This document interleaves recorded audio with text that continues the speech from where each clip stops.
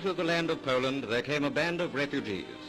A nomadic company now arrived at the Transcaucasian foothills after an exodus that started 4 years ago. The fragment of a migration which has wended its laborious way through Russia to Persia. You see here a typical family caught up in the pathetic tide. Their name is Kowalski, a family of 6. Father, mother, grown-up son and daughter, and 2 small children. They have managed to escape the separation which has broken so many thousands of other families. The Kowalskis are symbolic of the spirit which no dictator can prise loose from a nation. For 4 years, these emigres from tyranny have stuck together. During their wanderings, mothers have given birth to children on a bed of salvage. Those precious bundles they cling to, containing objects of a family's worship, and held on to because they're made beautiful by memory.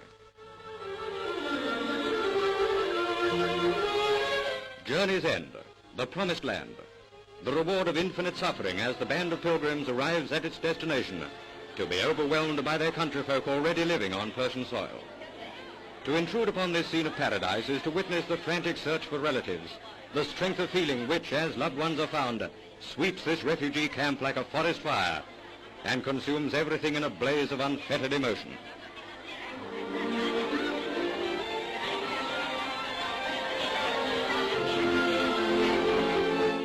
To this temporary home near the Caspian Sea came Pathé cameraman Terry Ashwood. From the frontier to this home for the homeless, he had followed their journey. Now, within the enclosure, he sees establishment officers registering the newcomers. The victims of Poland's agony find a haven of rest in Persia. British and American Red Cross associations supply them with new clothing. Small wonder if these suffering people had given up hope of ever finding happiness again.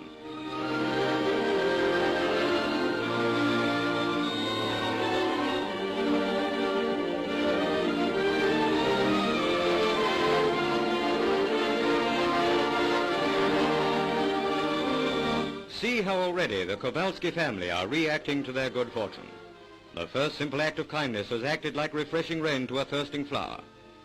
What elation comes from a new frock, a clean shirt, and shoes for men and women who have walked barefooted for hundreds of miles.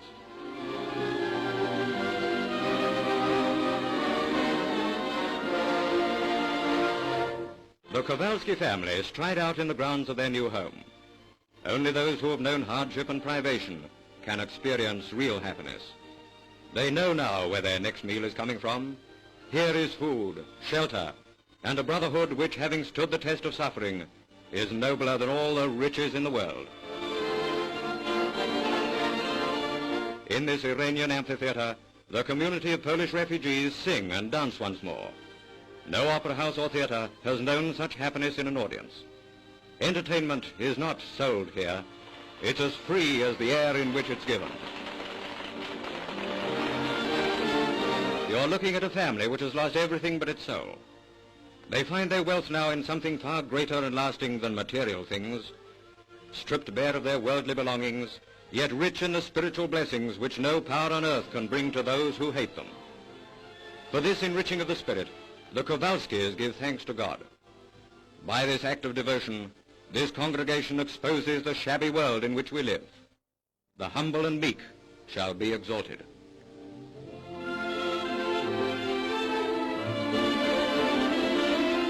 To the canvas city comes the camp commandant. Able-bodied men and women are given the opportunity to retrieve their homes. The Kowalskis talk it over. The Poles know where their duty lies. Their minds are soon made up. They're not people to hide behind the efforts of others. Father, son, and daughter are going out to carry on the fight.